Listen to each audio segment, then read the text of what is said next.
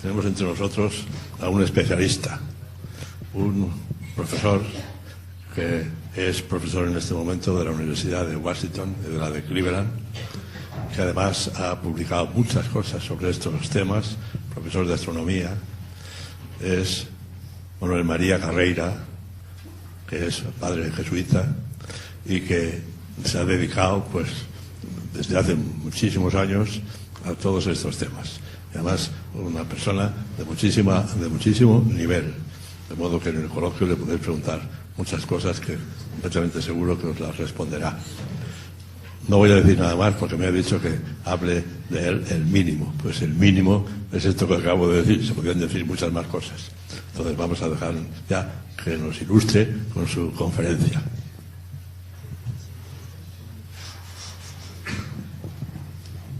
Muchas gracias y realmente es un gusto para mí hablar en este ambiente universitario y hablar de algo que yo creo que sí es enormemente interesante y que nos pone en el ámbito de una celebración múltiple, la celebración este año de 400 años desde que Galileo por primera vez miró al cielo con un telescopio. Hay también otras celebraciones con respecto a Darwin. Yo voy a hablar hoy de la parte astronómica.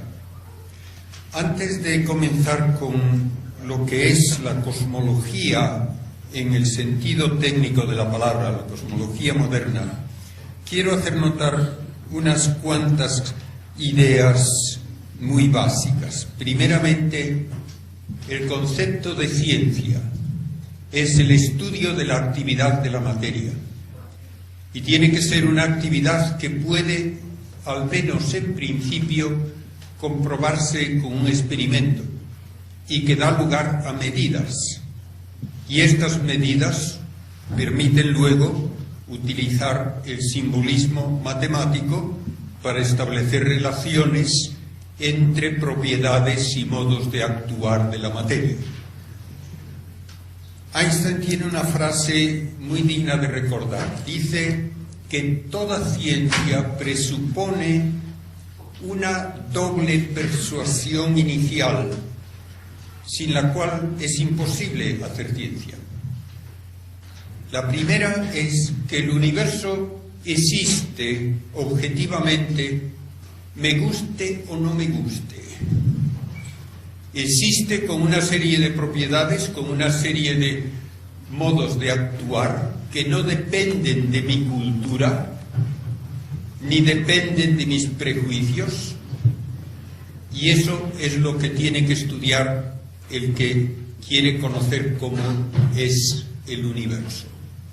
Por lo tanto, no va a haber una ciencia distinta ni para un chino, ni para un americano, ni para un español, ni para un alemán. La ciencia va a ser el describir correctamente lo que el universo es y cómo actúa. Estas actuaciones se pueden comprobar, ocurren de una manera concreta que se repite una y otra vez en todos nuestros experimentos. Entonces podemos enunciar lo que llamamos leyes de la naturaleza. Ley es una palabra que aquí se usa en un sentido analógico. No es una norma impuesta por nadie. Es una constatación de lo que la naturaleza de hecho hace. Y por eso, cuando tenemos una ley de la naturaleza, no puede derogarse. No depende de ninguna votación. Y si algo, pongamos por ejemplo un electrón, actúa de una manera concreta en unas circunstancias determinadas en mi laboratorio, actuará de la misma manera, en las mismas circunstancias, en cualquier lugar del universo. Y por eso puedo hacer afirmaciones de carácter universal y que son válidas para siempre.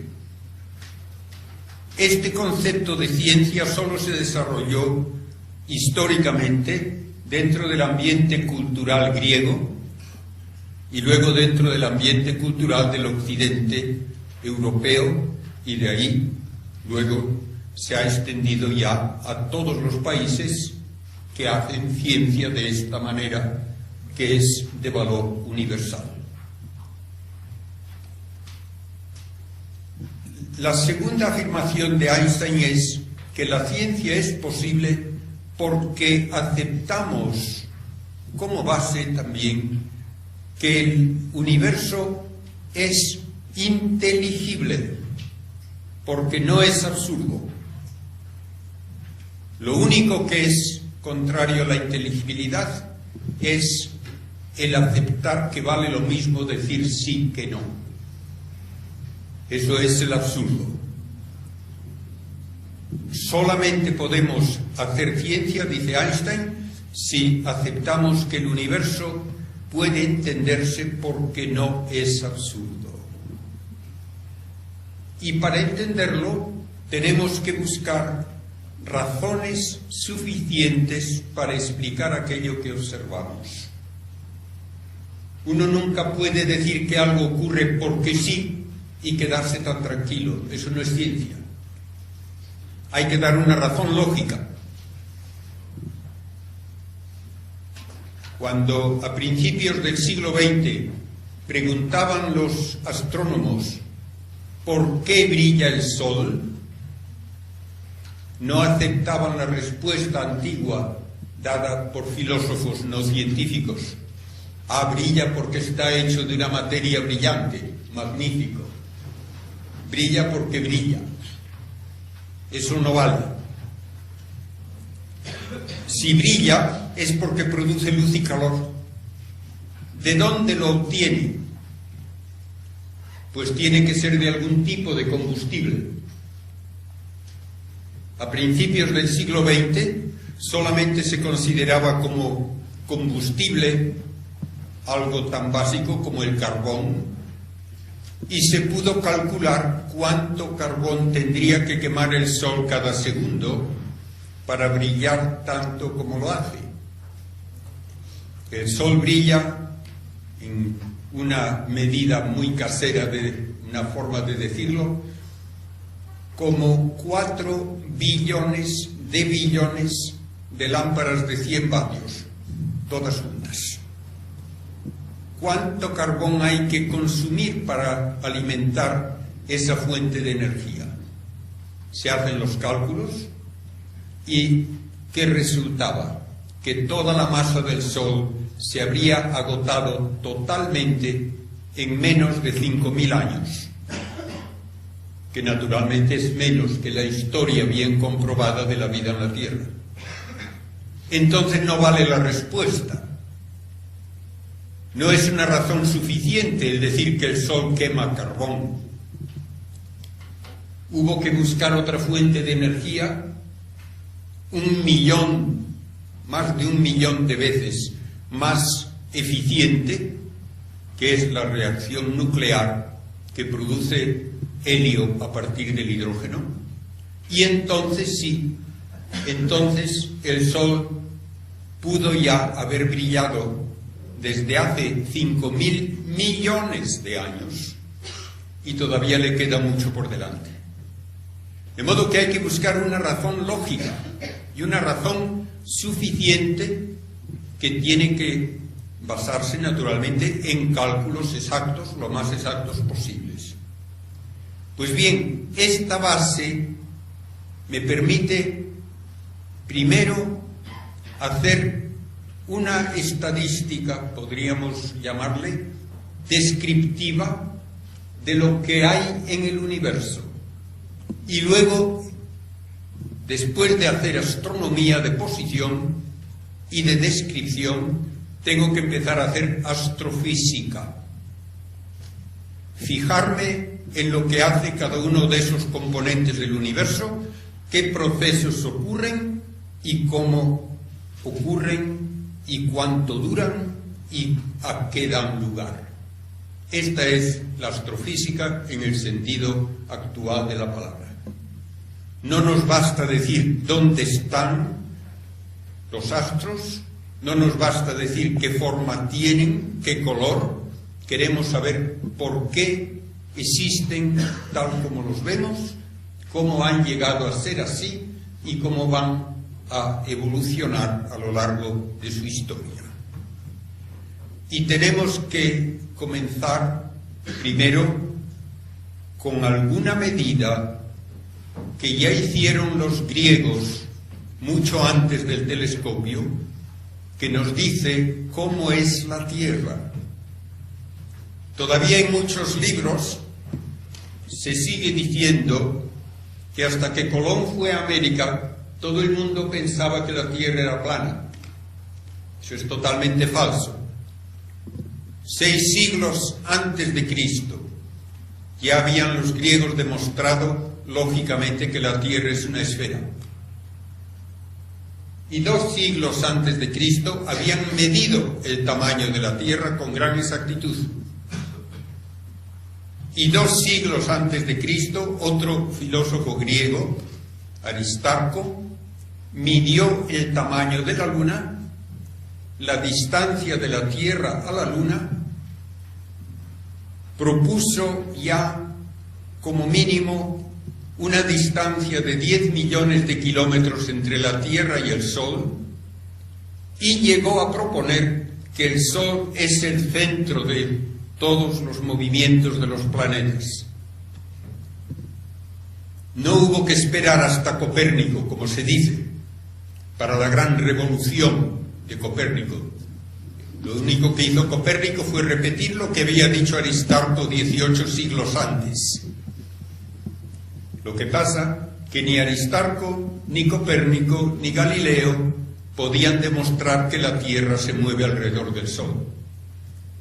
Porque lo más obvio es que si el Sol está a 10 millones de kilómetros de la Tierra, como había dicho Aristarco, como medida mínima, entonces, si uno está en enero a 10 millones de kilómetros del Sol a la derecha, en junio estará a 10 millones de kilómetros a la izquierda.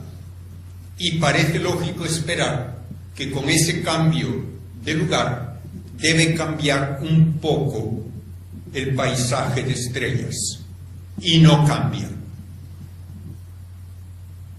Y porque no se podía observar este cambio, no se tomó como ciencia la idea de que la Tierra va alrededor del Sol en tiempo de Aristarco, ni tampoco en tiempo de Copérnico. Incluso Galileo, aunque le debemos realmente admiración por sus contribuciones, pero se equivocó creyendo que él tenía una prueba de este movimiento de la Tierra. No la tenía. Hubo que esperar hasta 1838 para por fin detectar este pequeñísimo cambio de lugar de alguna estrella más cercana como resultado del movimiento de la Tierra en su órbita. Pues bien, así llegamos al momento en que Galileo usa un pequeño telescopio.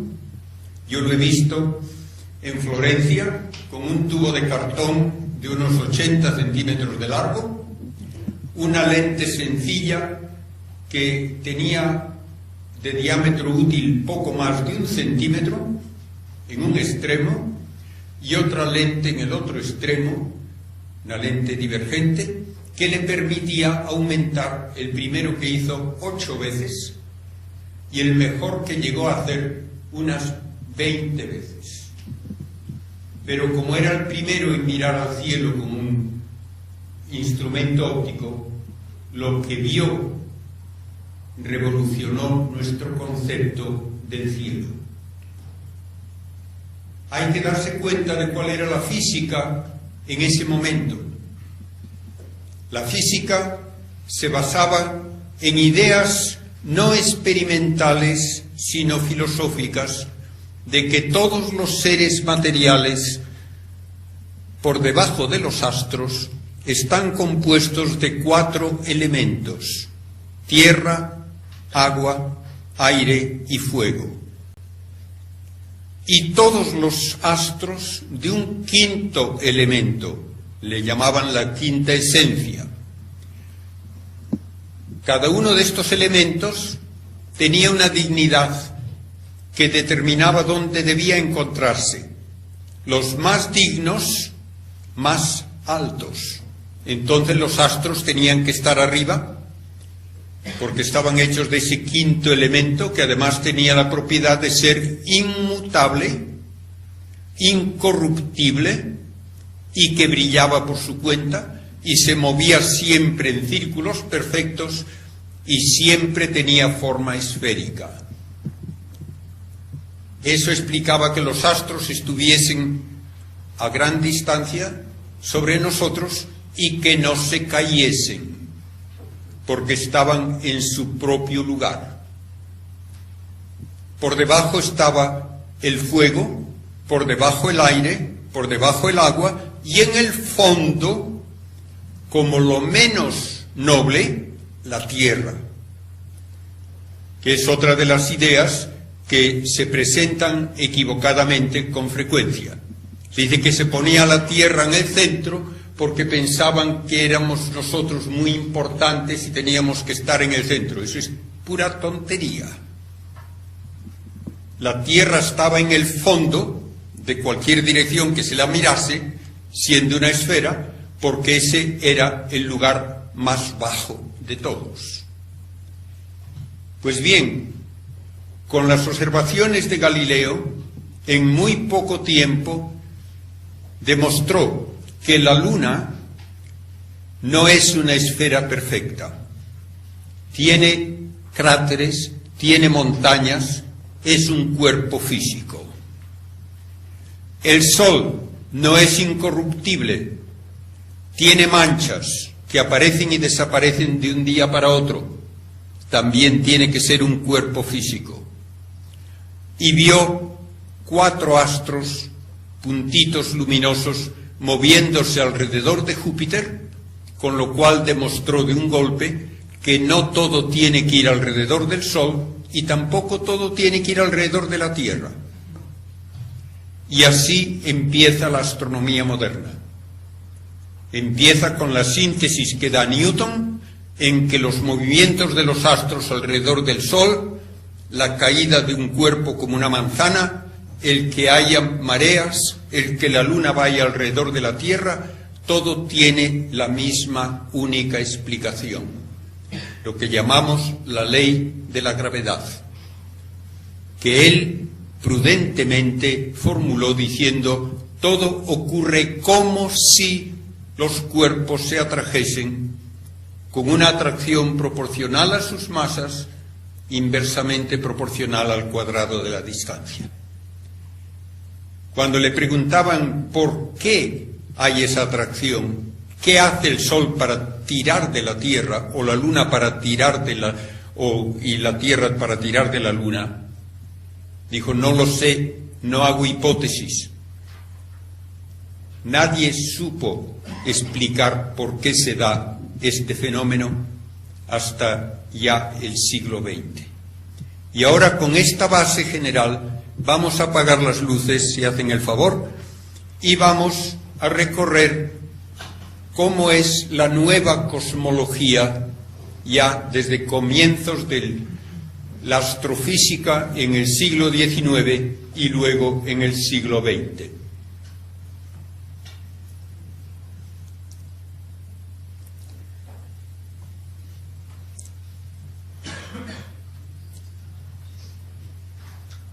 Aunque sé que no es costumbre dejarles a todos a oscuras, pero se ven mucho mejor las imágenes si no hay una luz parásita.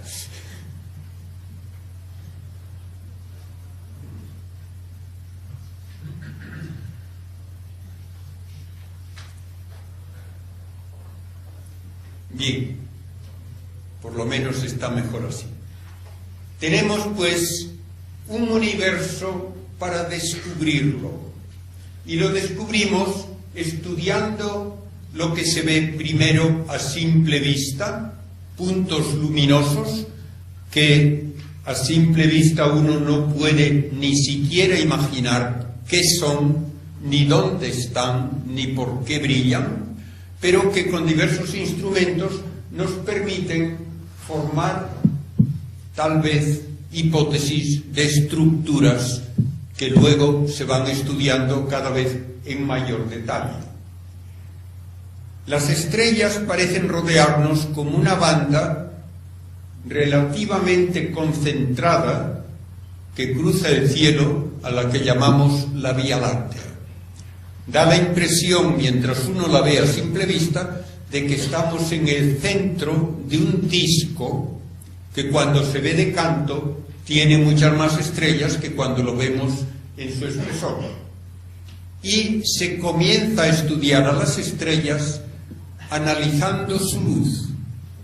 Es posible pasar la luz de un cuerpo luminoso como una bombilla a través de un prisma y entonces tenemos un arco iris de colores que van sin solución de continuidad desde el rojo hasta el violeta. Si predomina el azul, la temperatura es más elevada que si predomina el rojo. Tenemos ya una indicación así de la temperatura de las estrellas. Si hay un gas caliente como en un tubo fluorescente, se ven líneas brillantes de diversos colores y de diversa intensidad, que son como la huella dactilar, que nos dice de qué elementos está formado ese gas. Y si hay un gas frío frente a la bombilla, tenemos líneas oscuras que también me permiten saber de qué elementos está compuesto el gas. Esto se aplicó muy pronto a las estrellas y se pudo empezar a tratar de conocer su tamaño y su luminosidad cuando se estableció su distancia. En 1838 finalmente se pudo demostrar que una estrella relativamente cerca, vista en enero, aparecía contra un fondo distinto que cuando se la ve en julio. Midiendo ángulos se puede calcular la distancia y tenemos la primera indicación de la enormidad de lo que es el universo. La distancia de la Tierra al Sol, la luz la recorre en 8 minutos y medio. Desde la estrella más cercana tarda 4 años y medio. Todo ello permite ahora clasificar a las estrellas por su tamaño, por su luminosidad, por su temperatura. Y hay estrellas azules con una temperatura superficial de unos 30.000 grados, estrellas como el Sol con unos 6.000 grados de temperatura y otras de color rojizo con 3.000 o menos. Y podemos clasificar a las estrellas en un diagrama en que, sabiendo su distancia y su temperatura, podemos saber su luminosidad. Y hay estrellas gigantes azules que brillan hasta 1 millón de veces más que el Sol, estrellas rojas enanas que solo brillan 1/1000ª parte, y el Sol resulta ser una estrella mayor que más del 90% de todas las que podemos observar. Esta clasificación de las estrellas por su luminosidad y su color la propuso por primera vez el padre Secchi, un jesuita de Roma, que fue honrado por la Agrupación Astronómica Internacional en 1978 con un congreso en Roma del centenario de su muerte por ser el fundador de la astrofísica.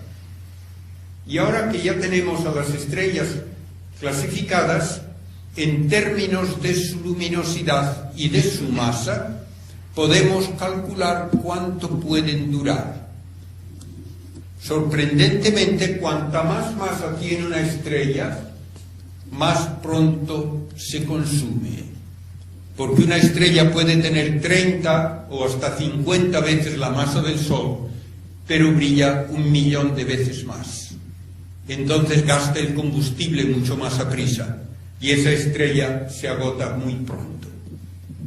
Una estrella como el Sol tiene una duración total de cerca de 10.000 millones de años y el Sol se encuentra ahora a la mitad de su vida.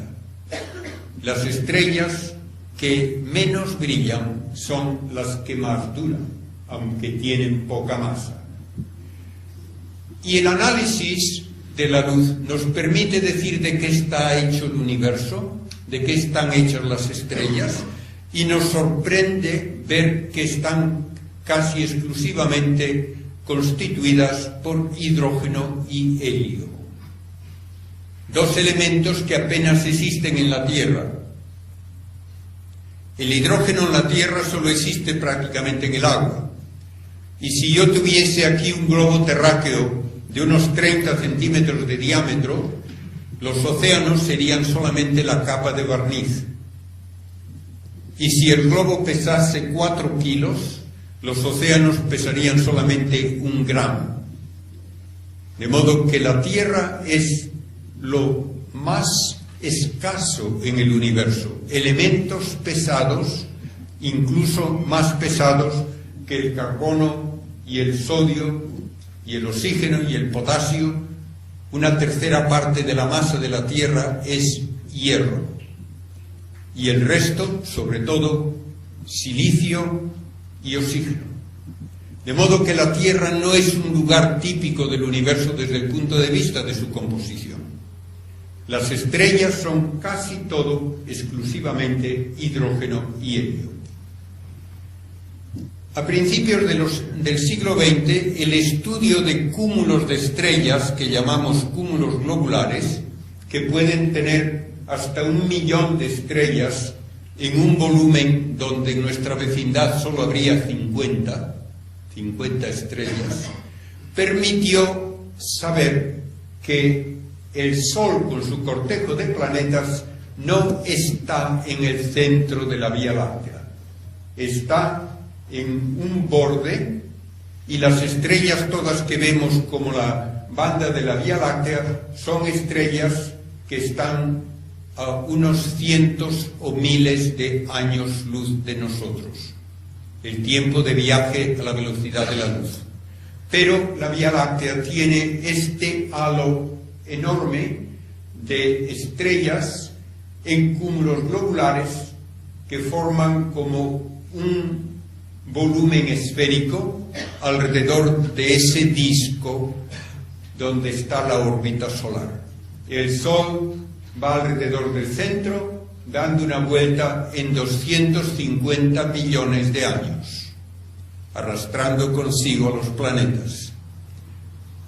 La luz tarda 100.000 años en cruzar este disco, y el disco contiene aproximadamente la masa equivalente a 200.000 millones de soles.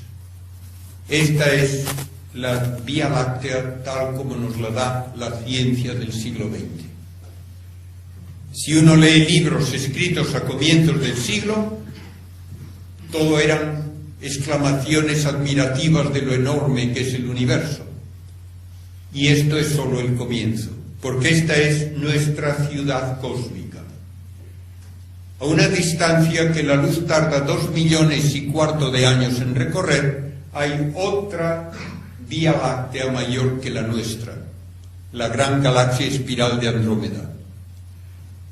Más lejos todavía tenemos otro remolino parecido de estrellas, y así poco a poco nos vamos apartando de la Vía Láctea, encontrando grupos de galaxias que en fotos recientes del telescopio Hubble en el espacio, utilizando no solo luz visible, sino también rayos X, parecen estar en ebullición con toda clase de fenómenos violentos. Y finalmente vemos galaxias en grupos con decenas, centenares y miles. De modo que la estructura del universo, comenzando por un planeta alrededor de la estrella Sol, nos lleva a millones de estrellas en el borde de la Vía Láctea, que luego es una de unos 100.000 millones de galaxias que están al alcance de nuestros telescopios.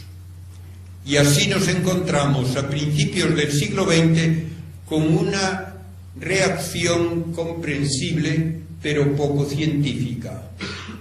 La impresión era que el universo debe ser infinito, con un número infinito de estrellas, y debe ser eterno, y debe ser inmutable.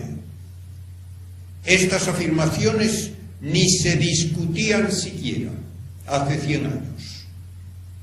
Y sin embargo, hay razones físicas para decir que no pueden aceptarse estas afirmaciones. Si el universo tuviese un número infinito de estrellas, todo el cielo estaría cubierto de estrellas y no habría espacio oscuro entre ellas. Lo que ocurre cuando vemos un bosque suficientemente profundo, llega el momento en que no se ve espacio entre los troncos, y algo parecido tendría que ocurrir si hubiese un número infinito de estrellas. Es la que se llama la paradoja de Olbers. Y esta paradoja tiene también otro aspecto que a mí todavía me parece más probativo. Cualquier punto tiene un potencial gravitatorio debido a toda la masa que le rodea. Si hay una masa infinita alrededor, ese punto tiene un potencial gravitatorio infinito. Y si esto es verdad para todos los puntos, no puede haber diferencias de potencial. Y si no hay diferencias de potencial, no puede haber fuerza gravitatoria neta. Esto no tiene vuelta de hoja en la física más elemental. El universo no puede tener una masa infinita, porque no habría fuerzas gravitatorias netas. Y hay luego otra pregunta que tampoco tiene vuelta de hoja. ¿Por qué brillan las estrellas hoy? Si el universo fuese eterno, ya se habrían apagado todas. Entonces el universo no puede ser eterno, a no ser que uno postule que se crean de la nada nuevas estrellas constantemente para compensar las que se van apagando. Estas dos afirmaciones, que por razones físicas demuestran que el universo no puede ser eterno e inmutable y que no puede ser infinito en masa, no hace falta ser un genio para verlas. Y sin embargo no se discutía esto hace 100 años. Se daba por supuesto que el universo tenía que ser así. La respuesta, sin embargo, científica nos vino gracias al genio de Einstein. Einstein propuso primeramente una explicación de la gravedad en términos no imaginables, pero lógicos. Según él, la gravedad no es una fuerza con la que un cuerpo tira de otro, sino que la gravedad es una distorsión del espacio tridimensional hacia una cuarta dimensión. Y estoy también seguro de que han oído muchas veces, sí, la cuarta dimensión es el tiempo. Pues no es el tiempo. Uno no puede distorsionar el espacio hacia pasado mañana. Tiene que ser una cuarta dimensión espacial que no podemos imaginar, pero que tiene que ser perpendicular a las otras tres. Y Einstein propuso que las órbitas de un cuerpo alrededor de otro se deben a que esa órbita va por un espacio en el que la línea recta es imposible, porque el espacio está deformado por la presencia de masa. Y así pudo él explicar algo que se sabía que no correspondía a las ecuaciones de Newton. Según las ecuaciones de Newton, un planeta, pongamos Mercurio, tiene que repetir su órbita indefinidamente. Una elipse que es una curva cerrada y plana. En realidad no ocurre así. Y se sabía perfectamente ya que de una órbita a otra cambiaba la orientación del eje mayor, y esto ocurre siempre que hay una órbita no circular. Según Einstein, lo que pasa es que el espacio cerca del Sol está más deformado que lejos, y por tanto allí la curvatura de la órbita es mayor, y por eso avanza lo que se llama el perihelio, el punto más cercano al Sol de una órbita a la siguiente.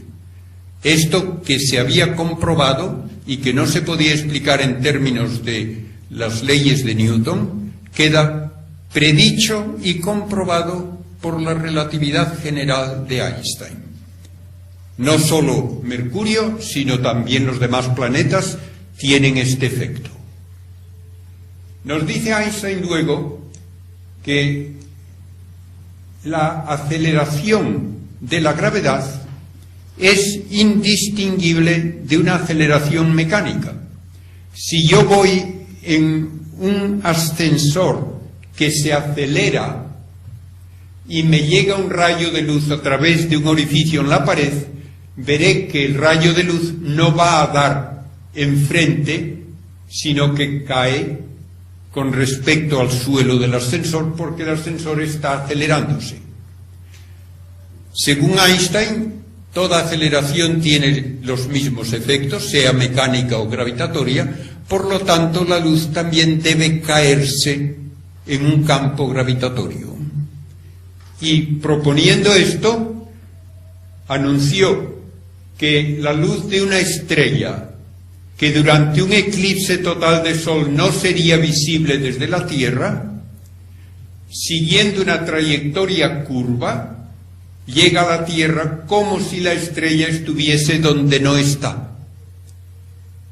Y esto se pudo comprobar en 1919, cuando se fotografió el cielo durante un eclipse de Sol, y dos estrellas cuya posición era bien conocida cuando el Sol no estaba allí, 6 meses antes, aparecían más separadas de lo debido cuando el Sol estaba en medio, porque su luz llegaba a nosotros de esa manera en que hay una trayectoria curva que nos obliga a apuntar al telescopio a donde la estrella no está. Un ejemplo magnífico de cómo esto es verdad lo tenemos en fotos recientes en que se ve el mismo cuásar en 4 sitios distintos al mismo tiempo, porque su luz nos llega por 4 trayectorias distintas por el campo gravitatorio de una galaxia intermedia. De modo que tenemos pruebas físicas de que el espacio se ve afectado por la presencia de masa, y en ese espacio no puede haber trayectorias rectas. El espacio se deforma. Aplicando esto a todo el universo, Einstein nos dice que toda la masa del universo debe causar una curvatura general que hace que el espacio tridimensional sea finito, pero ilimitado. Finito, tiene un volumen calculable, no es infinito, pero es ilimitado en el sentido que no tiene límite, no tiene borde. Es lo mismo que ocurre con la superficie terrestre en 2 dimensiones. La superficie terrestre sabemos perfectamente cuántos kilómetros cuadrados tiene, pero yo puedo recorrer toda la Tierra y nunca encuentro un borde, nunca encuentro un límite. Por lo tanto, la superficie es finita, pero ilimitada, y no es parte de una superficie mayor. En una dimensión más, Einstein nos dice lo mismo del espacio. Es finito, pero ilimitado, y no es parte de un volumen mayor. Pero las ecuaciones de Einstein exigían algo más. exigían que este espacio debía estar o en expansión o en contracción. Algo que a Einstein no le gustaba nada, porque él creía, lo mismo que la mayor parte de los científicos de su tiempo, que el universo tenía que ser estático, inmutable. Dos matemáticos, uno ruso, Friedman, y otro, un sacerdote belga, Lemaitre, resolvieron las ecuaciones de Einstein y le mostraron que no podía evitarse esa evolución del universo, aun metiendo una fuerza ficticia que él había incluido, que llamó la constante cosmológica. El universo necesariamente tenía que ser evolutivo. Y en 1929 se anunciaron los resultados de medidas de distancia y velocidad a galaxias cada vez más lejanas. El corrimiento de unas líneas del espectro hacia el rojo es una indicación de velocidad de alejamiento. Pues bien, cuanto más lejos está de nosotros una galaxia, más aprisa se está alejando de nosotros. Tenemos la base de una nueva cosmología con la ley de Hubble.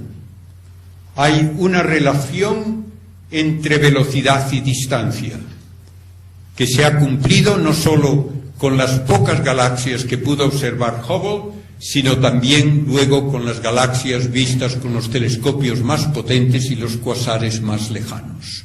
El universo está en expansión porque es el espacio mismo el que se expande y arrastra consigo a las galaxias, y también aumenta las longitudes de onda, haciendo rojiza la luz de esas galaxias. Por lo tanto, todas las galaxias se alejan unas de otras, ninguna es el centro. Desde cualquiera se puede ver que las demás se alejan de ella, y dando marcha atrás a ese proceso, tenemos que decir que antes el universo era más pequeño, más denso, más caliente, y así llegamos a un comienzo en que toda la masa del universo estaba en una única hoguera gigantesca, tal vez en los primeros instantes de un tamaño menor que un átomo. Es lo que se llama ahora la gran explosión, el Big Bang. El universo comienza en un estado de altísima densidad y temperatura. Y esto, naturalmente, no se acepta porque sí. Si ha de aceptarse como afirmación científica, tiene que tener comprobación experimental. ¿Cómo sé yo que hubo una hoguera si voy por el campo? Lo sabré si encuentro cenizas y tal vez unas piedras calientes, además, alrededor. Pues bien, hay que buscar las cenizas y el calor de aquella gran hoguera. Y para eso se hicieron cálculos ya en 1948 de cómo durante los 20 primeros minutos, a una temperatura superior a 10 millones de grados, debieron formarse hidrógeno y helio en una proporción casi de unas 3/4 partes de la masa en forma de hidrógeno, 1/4 parte aproximadamente en forma de helio, y como el hidrógeno pesa 4 veces menos que el helio, eso quiere decir que habrá 90% de los átomos de hidrógeno y un 10% de helio. Y eso es todavía lo que hemos observado ocurre cuando vemos la composición de las estrellas. De modo que las estrellas todavía muestran prácticamente que están hechas del material más primitivo del universo. Lo demás apenas cuenta. Y la nube en expansión, gases calientes, tiene que ir enfriándose, y al hacerlo se rompe en grandes nubes que finalmente pueden condensarse por gravitación cuando los gases están suficientemente fríos para dar lugar a protogalaxias y galaxias, y eso es lo que todavía observamos. Pues bien, se calculó también que cuando la nube de gases se hizo transparente porque su temperatura descendió por debajo de los 3000 grados, la radiación ya pudo expandirse por todo el universo y debe llenar todavía el universo. Y los cálculos hechos ya en 1948 sugerían un fondo de microondas, no de luz visible, con una temperatura aparente de 3 grados sobre cero absoluto, 3 Kelvin. A esa temperatura, como ya indiqué, no hay luz visible, pero sí microondas. Y en 1965, Penzias y Wilson, utilizando un radiotelescopio para enviar señales de radio a un satélite artificial, detectaron esta radiación de fondo. Tiene las características adecuadas y con radiotelescopios se puede detectar además que aparece de una forma un poquito menos que uniforme, concentrada en la dirección de la constelación de León debido al movimiento de todo el sistema solar alrededor de la galaxia. También se pudo decir que la curva de intensidad con respecto a la frecuencia es perfectamente la curva teórica de un cuerpo negro, un emisor perfecto, a 2 grados con 73 centésimas sobre cero absoluto. Una comprobación verdaderamente asombrosa de aquel cálculo hecho ya en el 48. Penzias y Wilson recibieron el premio Nobel por haber detectado ese calor residual de la gran hoguera primitiva. Se han hecho recientemente con un satélite llamado COBE, Cosmic Background Explorer, mapas de la distribución de esa radiación que muestran pequeñas variaciones del orden de una 100.000ª de grado que parecen indicar semillas de concentración de materia que luego dieron lugar a las galaxias.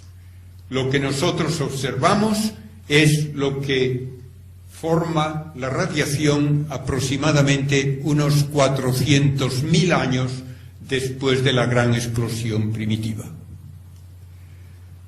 Otra comprobación de que el universo evolucionó la encontramos al descubrir cuásares, que son núcleos de galaxias primitivas, que no existen en los primeros momentos del universo, abundan cuando el universo es observado como era hace 12.000 millones de años y no existen ahora. El universo ha cambiado su composición, por lo tanto, a lo largo de su evolución. Y tenemos 3 modos básicos de calcular su edad: por la edad de las estrellas más primitivas, de los elementos radioactivos más duraderos y por el movimiento de las galaxias, y todo nos lleva a un momento de hace casi 14.000 millones de años. La cifra que ahora se considera más exacta, 13.700 millones de años, es la edad del universo. A partir de esa gran explosión se formarán entonces galaxias, y entre ellas la Vía Láctea, y dentro de las galaxias naturalmente se irán formando luego otras estructuras, cúmulos de galaxias, cadenas de galaxias, en que ellas se pueden modificar por choques que todavía se observan, sobre todo en infrarrojo, por el efecto de compresión de los gases que brillan entonces en el infrarrojo más que en luz visible. Choques tan curiosos como que queda solamente un anillo de una galaxia cuyo núcleo ha sido aislado por otra galaxia que impactó de lleno. Hay cadenas de centenares de millones de años luz de distancia con miles de galaxias, y las estructuras de máxima escala son como enormes burbujas en que tenemos gases que son muchas veces lo único que vemos con el infrarrojo y que indican galaxias a miles alrededor de volúmenes del orden de 100 millones de años luz de diámetro, donde apenas hay galaxia alguna. El universo tiene estas grandes estructuras y todavía no sabemos realmente explicar su formación en detalle. Dentro de cada galaxia se forman estrellas por la compresión gravitatoria de grandes nubes de hidrógeno y helio, hasta que se alcanza en el centro de la nube una temperatura de 10 millones de grados. Entonces comienza a brillar la estrella por reacciones nucleares que transforman hidrógeno en helio, y eso es lo que mantiene su luminosidad casi constante durante un 90% de su existencia. Pero finalmente la estrella se apaga y deja de brillar y deja un cadáver que depende de qué masa tenía la estrella en sus características. Una estrella como el Sol terminará produciendo una especie de anillo de gases en expansión alrededor de un núcleo del tamaño de la Tierra, una enana blanca, que puede tener una densidad central de unas 50 toneladas por centímetro cúbico. Eso es lo que queda después de la evolución de una estrella de tipo solar. En estrellas de mucha más masa que el Sol se pueden formar los elementos pesados hasta el hierro, y por eso encontramos que hay mucho menos hierro en estrellas muy primitivas que en estrellas recientes.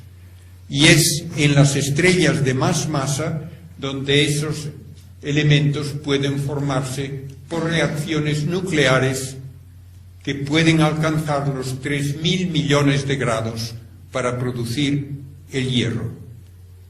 Todo lo que es más pesado que el hierro solamente puede sintetizarse en la explosión final con que termina la evolución estelar de estrellas de gran masa. Una supernova que durante horas puede tener exceso de energía suficiente para sintetizar todos los elementos hasta el uranio.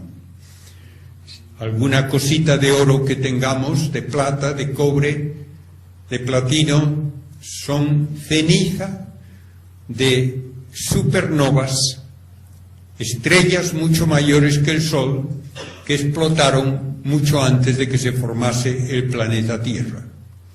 De todo ese material se pudieron formar luego los planetas rocosos como es la Tierra. El cadáver de una estrella de ese gran tamaño puede ser lo que llamamos una estrella neutrónica. Su diámetro es aproximadamente comparable a una ciudad, unos 10 a 20 kilómetros de radio, y su densidad central alcanza los 1.000 millones de toneladas por centímetro cúbico. Y en el caso más extremo, cuando el cadáver pesa 3 veces más que el Sol o más, tendremos lo que llamamos un agujero negro, en que ya no puede hablarse ni siquiera de una cifra para la densidad, porque teóricamente esa materia ya invisible se comprime sin límite dentro de un volumen inaccesible a nuestros experimentos.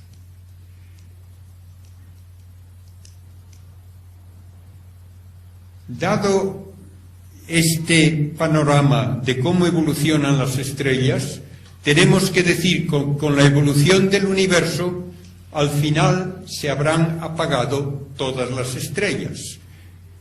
Y entonces uno puede preguntarse si esa evolución del universo corresponde a lo que llamamos un universo abierto o cerrado.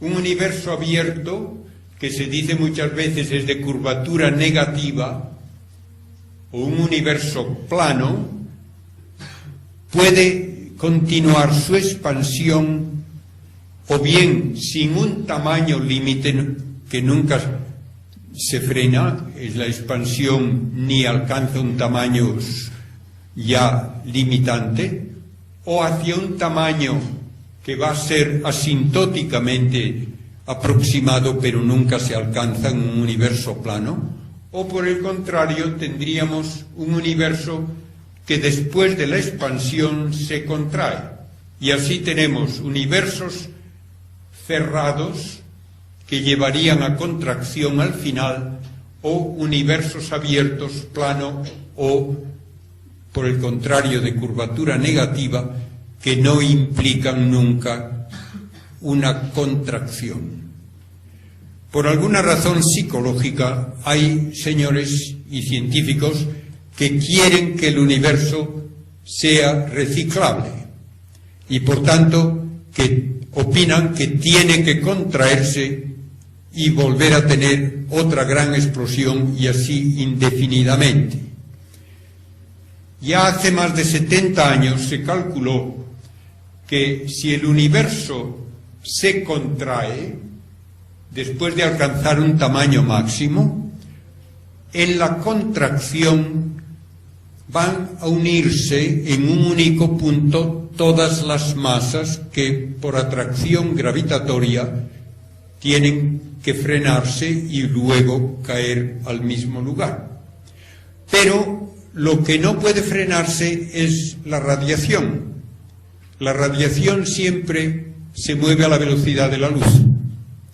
Por lo tanto, si tenemos un universo en contracción, aunque luego se expandiese de nuevo, en cada ciclo hay menos masa en forma de partículas que sufren la atracción gravitatoria y más energía. Por lo tanto, no se repiten los ciclos, sino que cada vez el ciclo será de mayor amplitud y terminamos muy pronto con un universo abierto. Por tanto, con un universo que va a ser una inmensa burbuja de vacío, oscuridad y frío. Y esto, naturalmente, puede parecer desagradable. No es que nos vaya a importar mucho a quienes vivimos en nuestra época, porque estamos hablando de un universo dentro de trillones de años. Las estrellas se habrán apagado ya todas cuando hayan pasado 10 billones de años y la expansión del universo debe continuar hasta que llegue el momento en que hasta los mismos agujeros negros se evaporan por lo que llamamos la radiación de Hawking, y el final es eso, universo que es espacio vacío, oscuro y frío, con una radiación tenuísima que va acercándose más y más al cero absoluto, pero sin alcanzarlo nunca. Contra esa idea se proponen a veces hipótesis nuevas, hipótesis de una nueva cosmología que quiere encontrar una razón que evite ese final en una síntesis de las 4 fuerzas de la naturaleza que la física admite: la gravitatoria, la electromagnética, la nuclear fuerte y la nuclear débil. No hay todavía esa síntesis. Nadie ha conseguido todavía una única formulación para las 4 fuerzas. Podemos decir que estamos en el límite de lo conocido experimentalmente cuando hablamos de los componentes de la materia, el átomo, que por fuerza electromagnética tiene los electrones alrededor del núcleo, el núcleo, donde los protones y neutrones están unidos por la fuerza nuclear fuerte, y la fuerza nuclear débil permite convertir una partícula en otra, por ejemplo, un protón en un neutrón más un electrón. Bien, todo eso puede uno decir, en teoría, podría llegar a darnos una formulación unitaria de la fuerza nuclear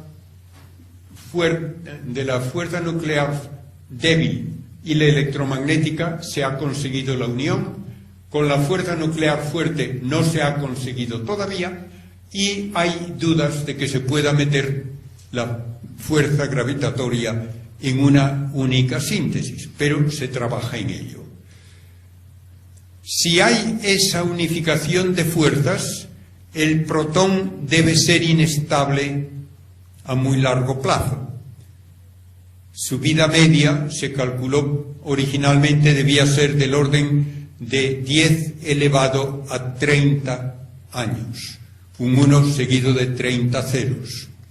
Se buscó su desintegración en una serie de experimentos que debían haberla detectado si esa era su vida media, y no se encontró prueba alguna de que se desintegre, por lo cual hay que suponer que hay que añadir por lo menos un par de ceros a esa cifra, y ya resulta técnicamente imposible prácticamente el hacer el experimento, de modo que no hay comprobación experimental de que el protón sea inestable.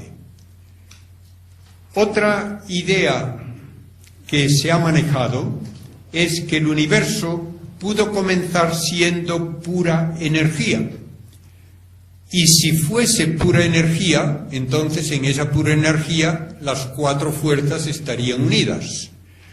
Pero de pura energía deben formarse cantidades iguales de materia y de antimateria, y eso no ocurre. En el universo solo hay, en gran escala, materia y no hay antimateria.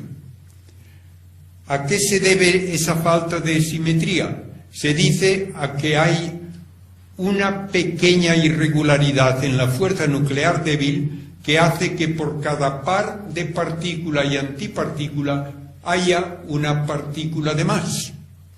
Y por eso se pueden convertir en energía todos los pares completos, pero queda la partícula que no tenía contrapartida.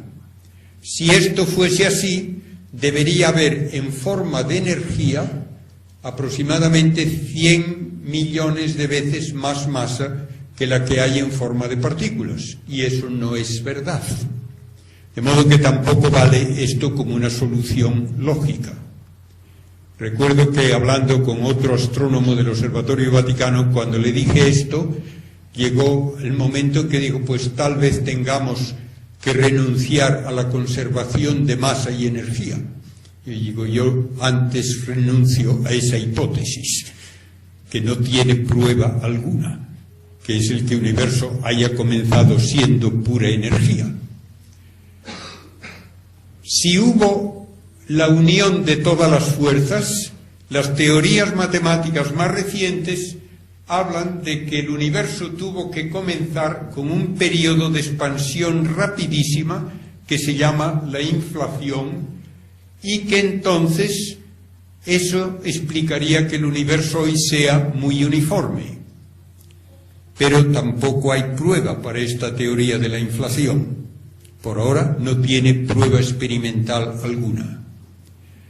Podría mencionar otra serie de ideas, pero no quiero pasarme del tiempo que supongo ya ha llegado al límite que ustedes normalmente tienen de 1 hora, y por tanto voy a decir simplemente que todas estas teorías puramente matemáticas, por ahora sin comprobación experimental, podría ser que recibiesen algún apoyo si el CERN, el gran acelerador de partículas de Suiza, llega a demostrar que hay algunas consecuencias verificables experimentalmente de varias de las teorías que hoy se proponen. La que más se menciona es una teoría que llaman de supercuerdas, que exige que el espacio tenga 10 dimensiones, o si quieren 9 dimensiones del espacio más una del tiempo, y que además exige que haya una partícula muchísimo más pesada que ninguna de las que se conocen, que podría tal vez sintetizarse en un choque de partículas en este gran acelerador. Le llaman el bosón de Higgs por un matemático escocés que propuso que exista. El gran físico Stephen Hawking ha hecho una apuesta de que no la van a encontrar. De modo que si uno mantiene una actitud un tanto escéptica, creo que está en buena compañía. Realmente tenemos que decir que no entendemos a la materia. Sabemos solamente cómo ha evolucionado a partir de esa gran explosión, pero no hay nada que nos diga por qué el universo comenzó como comenzó y no de otra manera. Recordemos que la física solo habla de cómo actúa la materia observable, pero no puede explicarnos por qué hay materia, ni por qué la materia tiene las propiedades iniciales que tuvo y no otras. Y es pedir demasiado a los experimentos el que nos respondan a esas que son preguntas más bien metafísicas.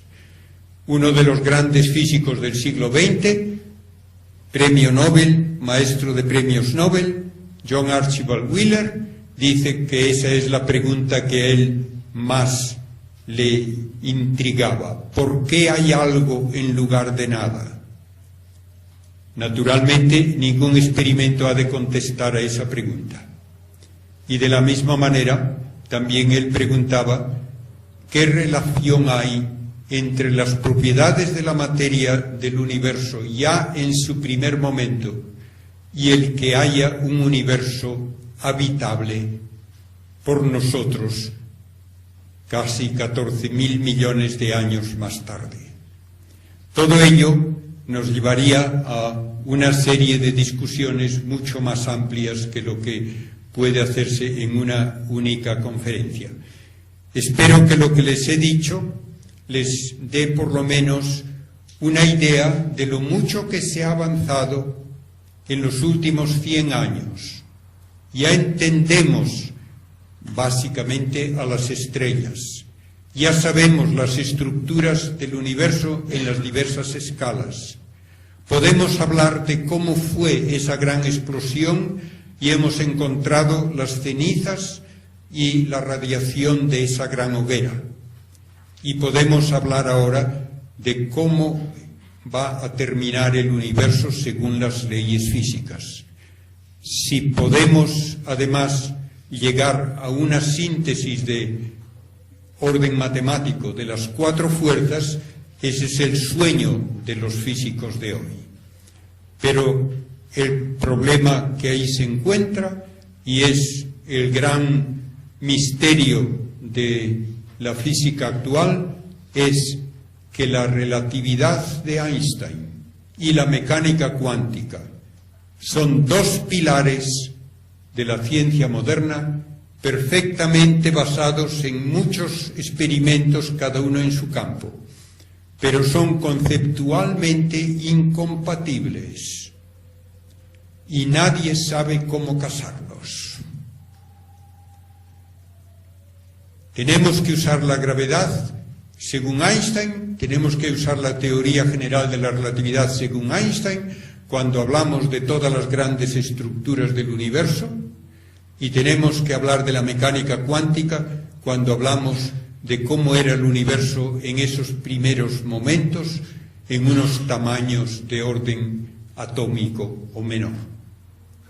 Y nadie puede todavía darnos una síntesis de esas 2 grandes teorías. Mientras esto no se consiga, tendremos que decir que no entendemos el universo.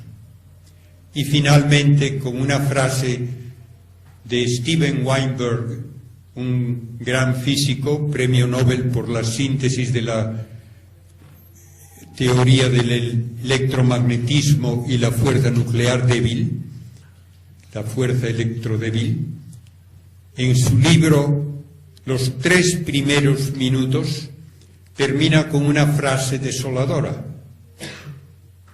Un universo tan maravilloso que produce tantas cosas a lo largo de miles de millones de años para luego destruirlo todo. Y así dice él, cuanto más conocemos el universo, más absurdo parece. Y si uno solo ve la evolución material, realmente esa es la única consecuencia que se puede tener. Gracias a todos por su atención y espero que haya alguien joven que pueda contribuir más a este conocimiento donde todavía va a haber seguramente muchas sorpresas. Gracias de nuevo.